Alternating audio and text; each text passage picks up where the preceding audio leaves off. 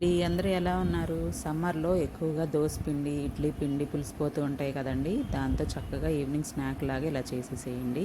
ఎలా చేస్తానో ఇప్పుడు చూపిస్తాను. మార్నింగ్ దోసెయ్యంగాల్నే ఆ పిండిని బయటే ఉంచేసేస్తాను.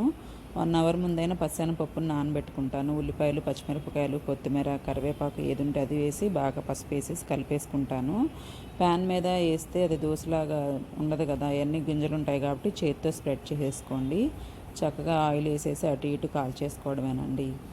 కాలం అయితే ఈవినింగ్ టైంలో డీప్ ఫ్రై చేసుకోవచ్చు. చాలా టేస్ట్‌గా ఉంటది. పుల్ల పుల్లగా ఉంటాయి కాబట్టి. కావాలనుకుంటే వేయించిన శనగపప్పును కూడా బాగా దోరగా వేయించుకొని అవి వేసుకున్నా కూడా చాలా బాగుంటుంది. క్యారెట్ కూడా యాడ్ చేసుకోవచ్చు. చక్కగా ఈవినింగ్ టైంలో ఇలా తినండి, చాలా బాగుంటుంది.